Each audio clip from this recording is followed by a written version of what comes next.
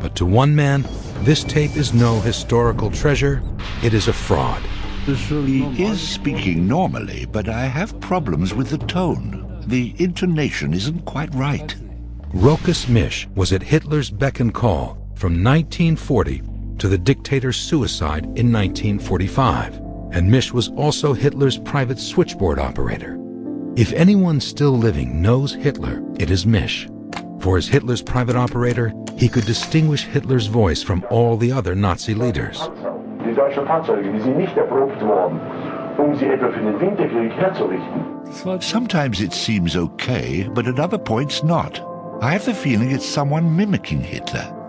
Ich weiß, was Finnland in diesem ganzen Kampf zu leisten hat. Finnland in den ganzen Jahren, wie schwere Opfer sind, die das finnische Volk bringt. Well, if Misch finds this voice pleasant, this is not surprising to me, because I guess that his experience with Hitler's voice was in a totally different setting.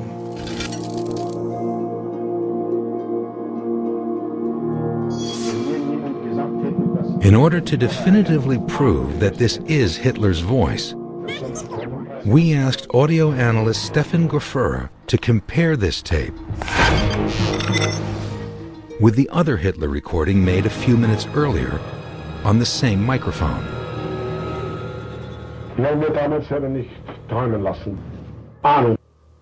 We spliced together segments of speech from the two different recordings.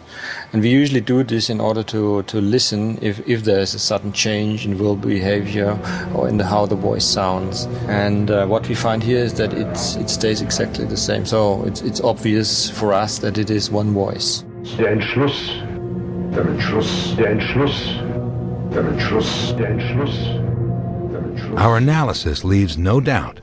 This is Adolf Hitler. As close as Rokas Misch was to Hitler, he was not close enough to ever hear this voice. People are surprised at how pleasant he seems. But what can account for this relaxed, almost charming, low-key voice? There might be a very unscientific explanation. Hitler may have been drinking alcohol at lunch. I do know he would drink Fernet Branca before addressing a big gathering. He'd drink a digestive spirit. Contrary to the Nazi propaganda legend that always portrayed him as being disciplined and sober. In fact, Hitler seems to have a glass of some spirit in front of him here with Mannerheim. And I saw him drinking beer, traveling in the train, in the restaurant car. I was eating there and I saw him drinking a beer, a Holzkirchner Bräu.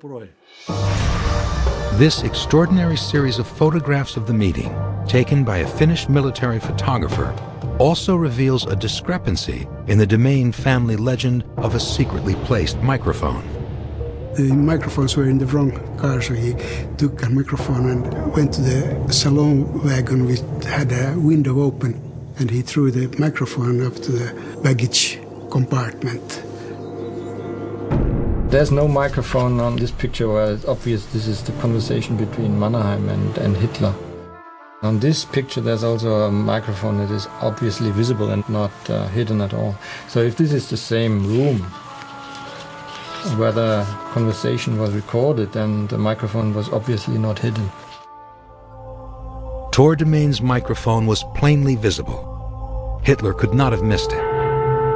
But no one told him the tape was still rolling, and what it captured is extraordinary. The secret tape shows that he has a broader spectrum of behavior, of performances, than one would expect.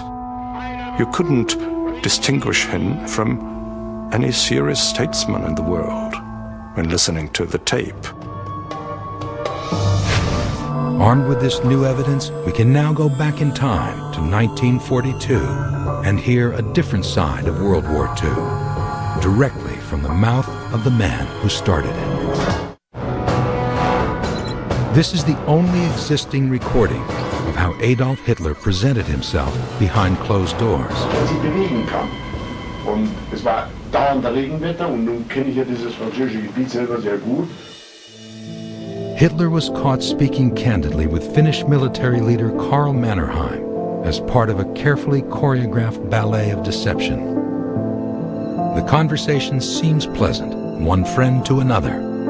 But what did Mannerheim really feel about Hitler? Raw footage taken that same day provides some clues. Here, Hitler is clearly putting on a show, but Mannerheim listens skeptically. He seems bored, politely hiding his irritation. Here, Hitler presents Mannerheim with a gift of 2 armored staff cars. But as soon as Mannerheim breaks eye contact with Hitler, he looks irritated.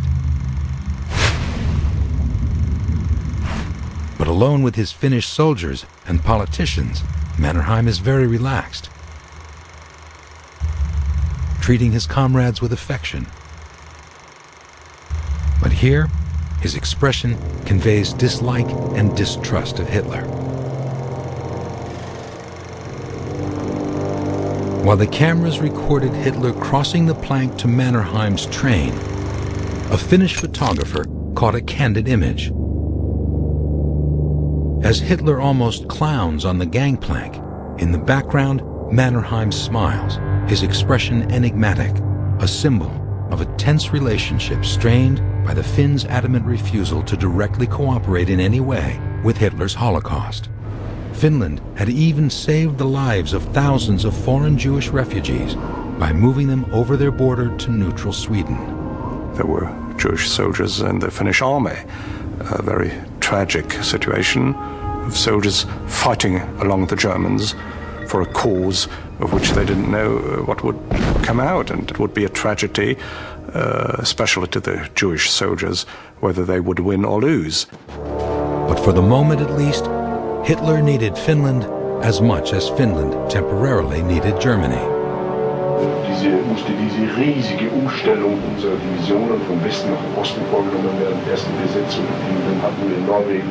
Hitler's main purpose in making his visit to Finland was to convince the Finns to remain on Germany's side. And in order to do that, he had, first of all, to explain the German failures of the last winter. Adolf Hitler was about to be trapped by his own words as he unwittingly reveals his true and sinister intentions. The discussion on the tape centers on the Soviet Union. On it, Hitler confesses that he underestimated their strength when he attacked in June of 1941.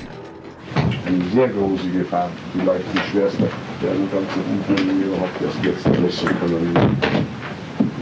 Wir wussten das selber auch nicht so ganz genau, wie ungeheuerlich dieser Staat war. Mannerheim agreed.